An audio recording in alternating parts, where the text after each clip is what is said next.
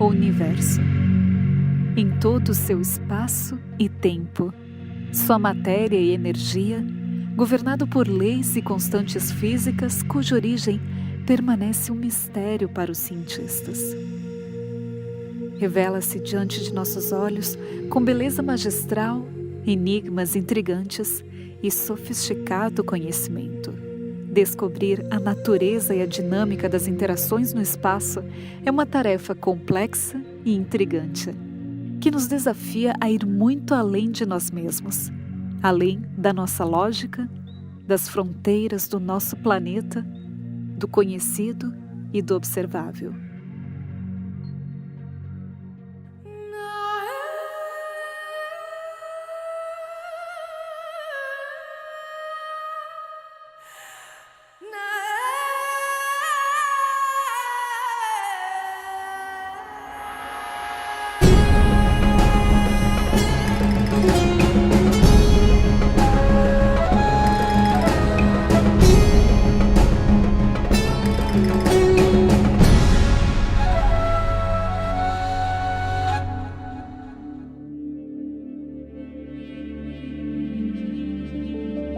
O que aconteceria se pudéssemos viajar na velocidade da luz? Esta foi a pergunta que fez um jovem de 17 anos, Albert Einstein, que em 1905 realizou um dos avanços científicos mais importantes da história, mudando para sempre a nossa maneira de conceber o espaço, a energia e o tempo, todos matérias-primas do universo. Com a teoria da relatividade especial, a humanidade entendeu que o que até então havia tomado como uma constante, o tempo, na realidade, era uma variável. Não apenas ele, mas também o espaço, e ambos dependiam em uma nova conjunção espaço-tempo da velocidade. Assim, ao enfrentarmos o imensurável macrocosmo, já não existe tempo sem espaço, nem espaço sem tempo. Na teoria da relatividade de Einstein, ele estipulou que a velocidade limite no universo é a velocidade da luz no vácuo. Nada viaja mais rápido que a velocidade da luz, aproximadamente 300 mil km por segundo. Ou seja, essa luz que nós estamos vendo dessas galáxias, desse ponto escuro do céu, ela viajou até nós nesta velocidade. Quando você pega essa velocidade e compara com o desvio para o vermelho dessa luz que ela sofreu por conta da distância e do deslocamento, você chega a valores de tempo absurdamente grandes. Aí vem os bilhões de anos que se fala da existência do universo. Por que você fala que o universo tem bilhões de anos? Porque a luz mais antiga que nós conseguimos ver tem um desvio para o vermelho limitado pela velocidade da luz, que dá um tempo de tantos bilhões de anos para ele chegar aqui. Na teoria de Einstein, muitas coisas parecem não se encaixar em nossa compreensão lógica. E uma das questões mais intrigantes é o tempo. O que é o tempo no espaço? Pode o tempo, conforme nosso vão entendimento, ser modificado? Poderiam certos eventos ocorrer para além dos limites do tempo? Digamos que nós vamos viajar para a estrela mais próxima da Terra, próxima a Centauri. Ela está a 4,3 anos-luz da Terra. Isso significa que a velocidade da luz, você leva 4,3 anos para chegar lá. A velocidade da luz, 300 mil km por segundo, multiplicado pelo número de segundos que tem num ano, vezes 4,3, você chegou à distância que essa estrela está da Terra. Essa é a estrela mais próxima que nós temos. Se você viajar à velocidade da luz até a próxima Centauri, por exemplo, digamos que você consiga chegar a uma velocidade de 99,9%. Coisas muito estranhas vão acontecer. Você levará, se não chegou a 100%, né? Digamos que você leve, vou chutar alguns números, digamos que você leve 5, 6 anos. Quando você conseguir voltar à Terra, 10 anos depois, para você, na Terra terá passado algumas centenas ou talvez milhares de anos, por algo previsto na teoria da relatividade de Einstein. O tempo é relativo. Quando você está longe da matéria ou uma grande velocidade, o tempo passa diferente para você do que para a pessoa que ficou na Terra.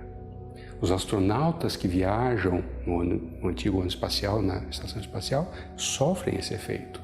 Mas por conta do tempo muito pequeno que eles estão lá, não é possível. O desgaste fisiológico, por estar sem a gravidade, os raios cósmicos, produzem um efeito muito grande no organismo deles para você poder mensurar esse tempo a mais. Ou a mudança no relógio biológico deles para menos. Se você coloca um relógio de alta precisão num jato supersônico que vai viajar a uma velocidade muito grande, próximo da superfície da Terra, você consegue medir efeitos de dilatação do tempo. Então o relógio vai atrasar, mesmo sendo um relógio extremamente preciso, né? Mas ele vai atrasar em relação a um relógio que está parado, simplesmente porque ele foi acelerado e entrou em movimento e depois volta lá para o aeroporto. Então você mede esse efeito. O seu GPS, ele usa correções da relatividade geral para poder te dar a posição exata de onde você está na superfície da Terra. Porque o satélite está longe da Terra e a uma velocidade alta. E ele já precisa ter essa correção. E o GPS, ele funciona com sinais que são emitidos para ele se comunicar com satélites que giram em torno da Terra. Esses satélites estão viajando a uma velocidade muito alta e, portanto, eles sofrem efeitos relativísticos por causa da alta velocidade. Então, o tempo do relógio de cada um desses satélites passa de forma diferente. Eles não, né, se você sincronizou os relógios num certo momento, quando você colocou eles dentro do satélite, eles não estão mais sincronizados porque eles estão em movimento. Agora, o sinal que é mandado do seu celular para o satélite e depois volta para o celular, para eles se comunicarem, e entre os satélites também, você precisa saber exatamente em que instante o sinal foi emitido do seu celular e voltou para o seu celular, ou foi emitido pelo satélite e voltou para o satélite. Você precisa saber quanto tempo demorou. É dessa forma que ele mede a distância até o seu celular e, sabendo a distância de diferentes satélites, você determina a posição do seu celular. Se você não faz a correção relativística, o erro na posição do celular ia ser muito grande. O GPS precisa dessa correção da relatividade para poder te dar a precisão necessária para você. Então veja, algo que às vezes parece ficção científica ou coisa de cientista maluco, já é presente na sua vida cotidiana. Você tem talvez no seu bolso, no seu celular isso.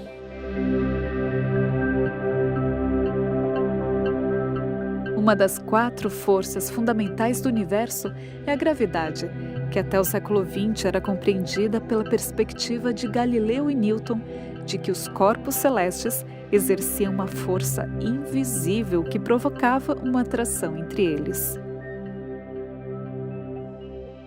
Para estender a sua teoria de relatividade para a gravidade, em 1915, Einstein reformulou o próprio conceito do espaço-tempo proposto em 1905, tornando ainda mais sofisticado.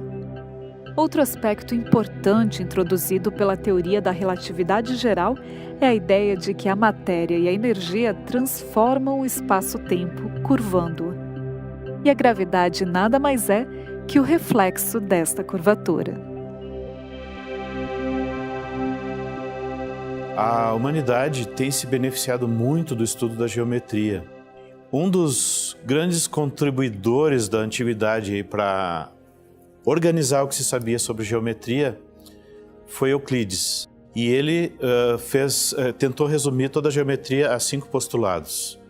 Mas o 5º postulado era mais complicado que os outros. Isso despertou curiosidade nos filósofos durante séculos. Depois dessa revolução científica, que as pessoas começaram a se aprofundar mais no estudo da matemática para entender a natureza, aprenderam novos métodos matemáticos graças ao trabalho de Newton e de Leibniz, com a descoberta do cálculo diferencial integral. Isso nos habilitou a resolver aqueles problemas antigos lá de geometria. E o quinto postulado de Euclides também, as pessoas se debruçaram, várias pessoas estudaram isso.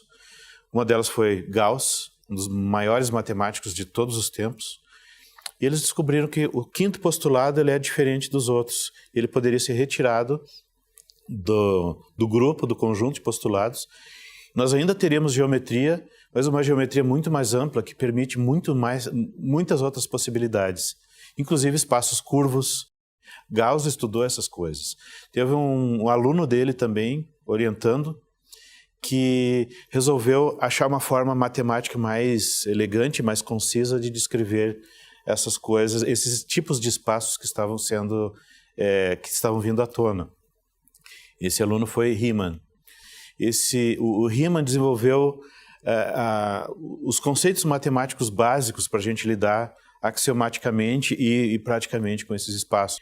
Com isso, no século seguinte, Albert Einstein, mas não só ele, também Hilbert, por exemplo, usando esses instrumentos matemáticos, eles viram que podiam aplicar isso para o universo. Isso é relatividade geral. A geometria não é mais uma geometria euclidiana, mas uma geometria de Riemann, que já existia essa proposta de geometria do espaço curvo, que é para explicar, por exemplo, a geometria da superfície de uma bola, de uma esfera, em que um triângulo, a soma dos ângulos internos de um triângulo na geometria euclidiana é 180. Quando você desenha esse triângulo na superfície de uma esfera, a soma dos ângulos não é mais 180. Então, a geometria é diferente. É a geometria de espaços curvos. Isso os matemáticos já tinham formulado isso. Einstein usa isso para generalizar a teoria da relatividade. E aí ele percebe que pode aplicar isso para explicar a gravitação.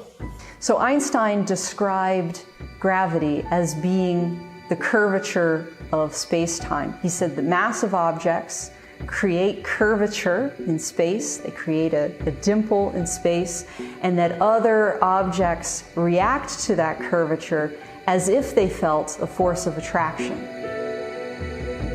Então, para Einstein, não existe nenhuma força inerente aos corpos celestes que provoque atração entre eles. Um corpo em movimento só segue para frente pelo caminho mais reto, e num espaço-tempo curvo, o caminho mais reto é uma curva.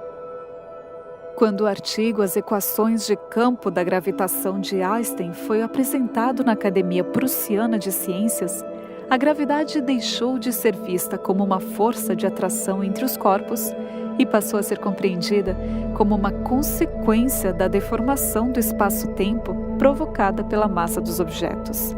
Nasceu uma nova compreensão do universo. Common analogy that's used to describe the curvature of space is you can imagine all of space being like a big rubber sheet or a trampoline. This is the sort of analogy that Einstein used to describe what his theory of general relativity was all about. So if you imagine all of space as being a giant rubber sheet or trampoline, if you put a weight in the middle, it would cause space to curve. There would be a dimple created by that weight. Then anything else in the vicinity, roll a marble along the surface of the trampoline, is going to be drawn towards that dip, just like a planet would be orbiting around the sun. It's drawn around the sun because of the curvature of space. Now, of course, this isn't a perfect analogy because space is really three-dimensional and we're using a two-dimensional surface to describe it, but it kind of gives you the idea. A presença da matéria, de acordo com a cosmologia de Einstein, deforma o espaço-tempo e faz com que a trajetória das partículas mude em direção a esse centro gravitacional. Isso explicaria toda a gravitação e realmente explica vários fenômenos, inclusive as ondas gravitacionais que foram recentemente observadas. So if this object that's causing the curvature, if that object were to change, then the curvature would also change. But another thing that Einstein said is nothing can happen faster than the speed of light, so that change in the curvature propagates outward in a wave, just like the ripples on a pond. And gravitational waves are those ripples in space itself. So when a gravitational wave passes by, it actually compresses and stretches the distance between objects, but these waves are really, really faint. And the strongest gravitational waves that we think arrive at Earth and that were measured recently by the LIGO detectors changed the distance along the detector's arms, and these detectors have arms that are 4 kilometers long, by 1/10,000th the diameter of a proton. So these gravitational waves are very, very weak, which is why we don't experience them in everyday life. Todos os corpos em movimento curvam o espaço-tempo, provocando ondas, que, assim como as ondas do mar, viajam levando informações sobre esse movimento distante. A comprovação dessa teoria abre novas janelas para o conhecimento, desafiando os cientistas a medir aquilo que não se pode ver, mas sentir. Gravitational waves will hopefully teach us a lot about the universe. One of the ways in which we hope to learn more is we hope that the gravitational waves will give us information on how many objects there are out there that can produce gravitational waves, how many black holes are in the universe, where are they distributed, how did they form. With this more recent measurement of gravitational waves, we were able to figure out how large the black holes were that were orbiting each other. We were able to find out what was the size of the black hole that was resulting from their combination, because the 2 black holes combined with each other to form a larger black hole. And so then we were able to figure out how big was that final black hole. But then we were able to combine that knowledge with models of how stars live out their lives, how they use up the gas inside them with their fusion, and we were able to then also figure out some things that we didn't know before exactly in regards to how much mass do the stars use, how much do they keep, how much in the later state, because in the later stage of a star's life, it swells up and it gets very puffy, and it blows away a lot of its outer layers. But we were able to tell then how much matter did these stars have to keep in order to form a black hole of the size that we saw. There are 2 classes of black holes, basically. Those that arise by the death of a star, so the most massive stars, let's say those that are at least 80 times our Sun in terms of mass, they will explode as a supernovae. From this explosion, you can have different destinies that are basically regulated by this type of stars you do have.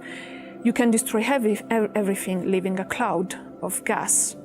You can create a neutron star, a pulsar, what is called a pulsar, or you can create a star mass black hole. And there are several spread in our galaxy. Then there is a completely different class, which are supermassive black holes. Supermassive black holes have a mass that goes from 100,000 solar massive to 10 billion solar masses. These are monsters. These monsters are located in the center of the galaxies. So, for example, our galaxy has its own monster, which is about 3 million solar masses. Now, what is fascinating about supermassive black holes is that sometimes they get active, they want to grow, they are greedy, they want to eat a lot, and they start to accrete mass from their surroundings. And this this accretion process, you have to manage huge amount of gas that at 1/3 of speed of light fall into the black hole. This gas has a lot of friction, and friction produce heat the gas and produce light. So we can see this light, so-called active galactic nuclei.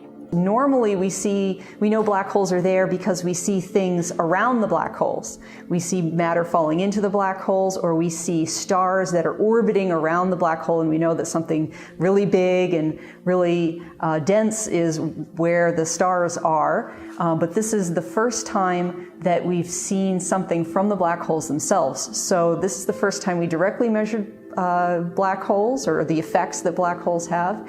And it told us something we didn't know about black holes before, in that we think that most of the black holes in the universe are created by the deaths of very massive stars. But it was believed before this discovery that most of these black holes would be just a few times the mass of the sun. But the black holes that we observed were around 30 times the mass of the sun. And this is really exciting because it tells us something about these massive stars and how big the black holes are that they can produce. Num buraco negro, a força gravitacional é tão grande que nem a luz consegue sair. Então ela fica restrita num certo volume, que é chamado horizonte de eventos. Qualquer objeto que ultrapasse esse horizonte de eventos, se aproxime do buraco negro a uma distância menor do que o raio desse horizonte de eventos, ele é capturado por esse buraco negro e não sai mais. Depois se observou que existe um tipo de radiação que é chamada radiação de Hawking, porque foi Stephen Hawking quem descobriu isso, essa possibilidade, e depois foi observado experimentalmente, que o buraco negro na verdade emite radiação através de processos que ocorrem na superfície desse horizonte de eventos. Então tem processos lá que produzem partículas, e essas partículas elas não entram no buraco negro, mas vão na direção oposta. E é possível então observar essa radiação. Mas aquilo que está lá dentro do buraco negro não consegue escapar. Descrever o que acontece aí dentro, ninguém consegue. Exatamente porque é uma singularidade. Aí o espaço e tempo devem desaparecer, né? Se for realmente um ponto. A gente descobre matematicamente, por exemplo, que buracos negros eles podem ter ao redor, na cintura deles, vamos dizer assim, no equador deles, pode ter uma região em que o tempo, ao invés de fluir do jeito que a gente está acostumado, ele flui no sentido como se o tempo orbitasse aquele buraco negro, e a gente poderia entrar lá, em princípio, e sair no passado, né? Sem entrar no buraco negro, só na borda. Mas como funciona isso? São possibilidades matemáticas que a gente depois descobre evidências físicas. E a gente encontra fenômenos que às vezes desafiam também a nossa compreensão das coisas. Quando Einstein escreveu a teoria geral da relatividade, ele acreditava firmemente que o universo era estático e incluiu em suas equações uma força misteriosa, atualmente chamada de constante cosmológica. Pouco depois, declarou que a concepção dessa força foi seu maior erro científico. Mas os anos se encarregaram de mostrar que seu maior erro foi pensar que ele havia se equivocado. A constante, que originalmente foi concebida para provar que o universo estava imóvel, acabou explicando em 1998 que o universo está se expandindo, como bem notou Edwin Hubble em 1929, ao perceber que as galáxias estavam se separando entre si.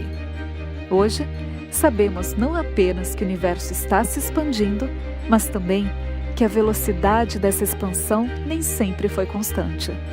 Ela está acelerando, mas o que significa esta aceleração? E quais as consequências ou implicações que poderia ter? Hoy en día sabemos que la mayor parte de la materia está en una forma desconocida para nosotros. Lo llamamos materia oscura. No está en nuestros laboratorios, no lo vemos en nuestros laboratorios, lo vemos porque podemos mirar hacia afuera y medir cosas como los movimientos de los objetos, la atracción entre ellos. Y ahora sabemos que hay materia que no entendemos, que se llama materia oscura, y que es mucho más que la materia normal que conocemos. También sabemos que el universo se está expandiendo en forma acelerada, y cuando hay aceleraciones hay una fuerza. Y esa fuerza tiene una cantidad de energía que es la mayor parte de la energía del universo, pero no sabemos lo que es. It's something we know that it exists because we see the effect of such a force, of such an energy, which basically is pushing the universe to continue to expand. So it's something that we see, we can measure it, we can measure its effect. But if nature, what is it? What kind of force is it? Which is the origin of this energy, dark energy, is unknown. And it's something probably devoted to the next generation of astronomical instruments and to the current and next generation of accelerators on the Earth. So particle physics and cosmology. Lo lindo de la ciencia es que está lleno de sorpresas. Ahora, uno tiene que aceptar que la ciencia quizás nunca responda a todas las preguntas, sino que siga introducindo preguntas nuevas a medida que nuestro conhecimento aumenta. Foi em uma lousa, com alguns pedaços de giz, um grande talento e muita ousadia, que o universo adquiriu um novo brilho. E ainda mais desafiador. Seria necessário um século e computadores modernos para comprovar a teoria de alguém que pareceu estar à frente de seu tempo. A escuridão, que parecia vazia e sem relevância, foi quebrada da mesma forma que os raios de luz rasgam o obscuro fundo estelar, pela lógica e a capacidade de ver e crer naquilo que é imperceptível aos olhos. Isso, que desperta o medo em alguns, é um aspecto essencial aos que estão abertos a tudo, em permanente observação e avaliação, que veem mais além, mais acima, mais abaixo e mais profundo do que a maioria, com a determinação inalterável de alcançar o conhecimento, avançando mais além das vãs explicações, desafiando constantemente o pré-estabelecido e crendo firmemente no que está por vir. Afinal, como disse Isaac Newton ao admirar a disposição e harmonia do universo, o que sabemos é uma gota, o que ignoramos é um oceano.